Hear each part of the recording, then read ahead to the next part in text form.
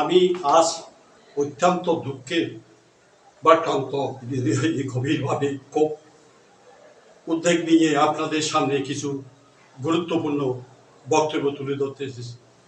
সম্প্রতি কয়েকটি অনলাইনে নিউজ পোর্টাল, পেন এবং ইলেকট্রনিক মিডিয়া সাতকানিয়া উপজেলার নলুয়া ইউনিয়নের একজন বসনীয় সমাজসেবক, মানবিক ব্যক্তিত্ব মিলন দাশগুপ্ত, জনপ্রিয় নাম মিলন ডাক্তারকে জড়িয়ে একাধিক ভিত্তিহীন উদ্দেশ্য প্রমাণিত সংবাদ প্রকাশ করা হচ্ছে।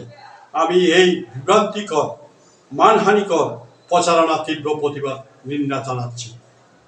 একটি চিহ্নিত যথার্থ মহল পরিকল্পিতভাবে আমাকে মিলন দাশগুপ্তকে আওয়ামী লীগের সহসভাপতি ভূমিদস্যু হিসাবে মিথ্যাভাবে প্রচার করে সাধারণ মানুষকে বিভ্রান্তি করার অপচেষ্টা করছে।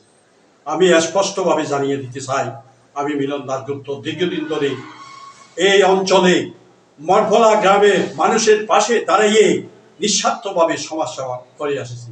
আমার বিরুদ্ধে জমি দখলের কোনো অভিযোগ অতীতেও কখনো প্রমাণিত হয়নি, বরং আমি সবসময় আইন ন্যায়ের প্রতি শ্রদ্ধাশীল থেকেছি।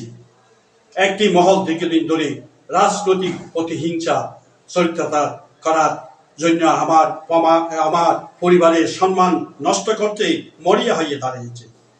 সম্প্রতি প্রকাশিত এই সংবাদ তারই একটি সুপরিচিত অংশ।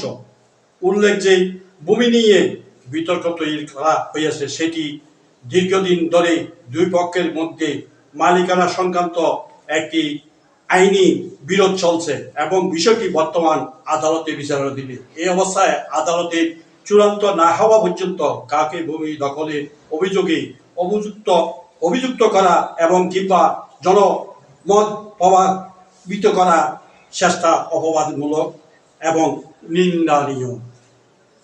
আমি মঠভোলা আরব উচ্চ বিদ্যালয়ের সম্মানিত সাবেক সভাপতি ছিলাম এবং পরবর্তী ভারপ্রাপ্ত চেয়ারম্যান ছিলাম।